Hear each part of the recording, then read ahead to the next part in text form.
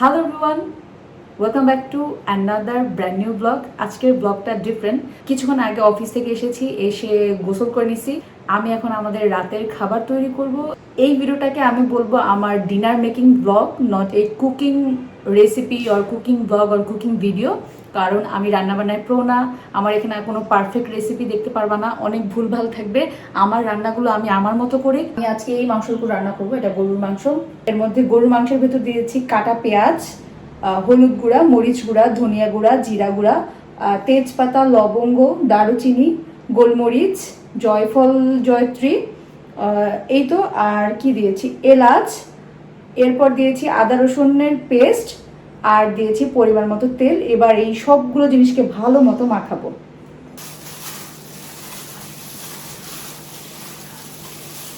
গরুর মাংস এইভাবে মশলা দিয়ে মাখানোর সময় একটা সুন্দর স্মেল আসে। এই স্মেলটা আমার বেশি পছন্দ। এই স্মেলটা অনেক বেশি পাওয়া যায় কোরবানি ঈদের সময়। বাসার কথা মনে পড়ে যায় যতবার আমি মাংস মাখাই মশলা দিয়ে, ততবারই। চুলায় মাঝারি আছে আমি মাংসটাকে ভালো মতো কষাবো, বেশ কিছুক্ষণ কষাবো, 5-10 মিনিটের মতো। শিম সেদ্ধ হতে এর চেয়ে বেশি পানি লাগবে না, অল্প করেই পানি দিচ্ছি যাতে শিমটা সেদ্ধ হতে হতে সবটুকু পানি শুকিয়ে যায়, তাহলে শিম ভর্তাটা বেশি মজা লাগে। আর যদি পানি থেকে যায় সেদ্ধ হওয়ার পরও, তাহলে ভর্তাটা অনেক বেশি পানি পানি হয়ে যায়।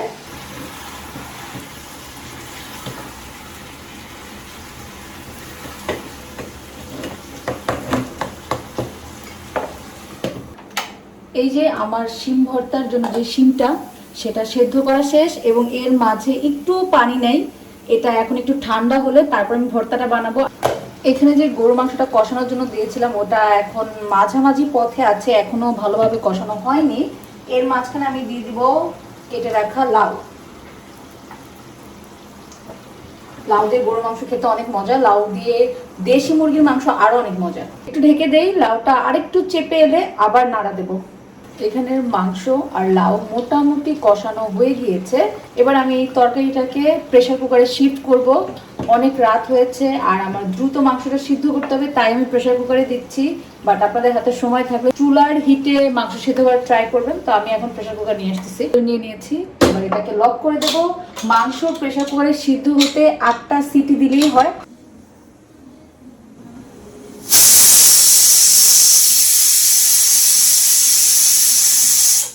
and it's done. টোটাল ও 8-10টার মতো সিটি দিয়ে দিয়েছে। এখন আমি ওয়েট করব এটা ঠান্ডা হোক, ঠান্ডা হলে এটা ঢাকনাটা খুলবো।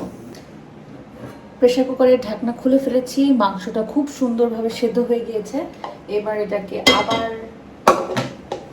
কড়াইতে নিয়ে নিব।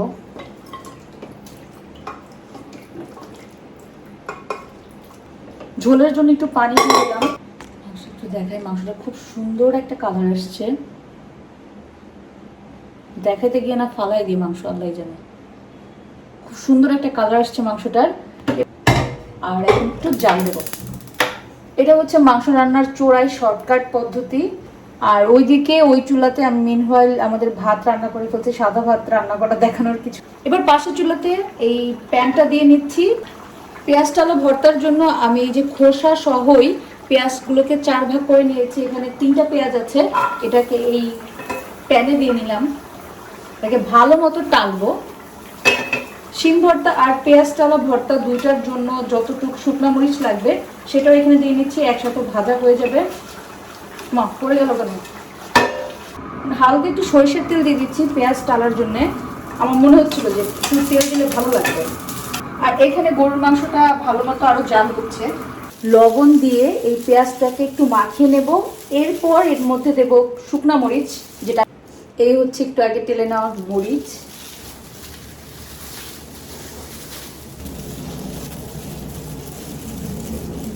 এরপর এতে অ্যাড করলাম একটু সরিষার তেল।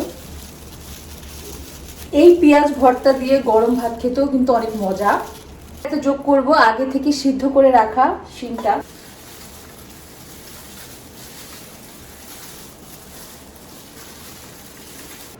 অনেকেই শিম ভর্তাটা আরেকটু বেশি মাখা করে খায়, বাট আমার এই টেক্সচারটা পছন্দ, তাই এটাই রাখলাম। এই নিয়ে নিলাম একটু আগে টালা পেঁয়াজ। পেঁয়াজটা আমি হালকা সরিষার তেল দিয়ে ভালো মতো চুলায় টেলে নিয়েছি।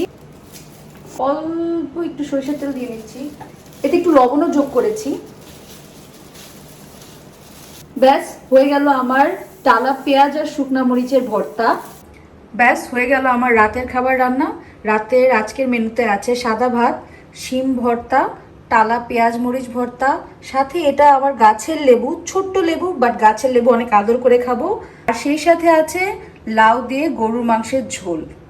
এই তো, এবং খাবারটা দেখে বুঝতে পারছেন খাবারটা অনেক মজা হবে। আমার উপর আমার নিজের অনেক কনফিডেন্স আছে। আর আই হোপ এই ভিডিওটা আপনাদের ভালো লেগেছে। ভালো লাগলে অবশ্যই কমেন্ট করে জানাবেন।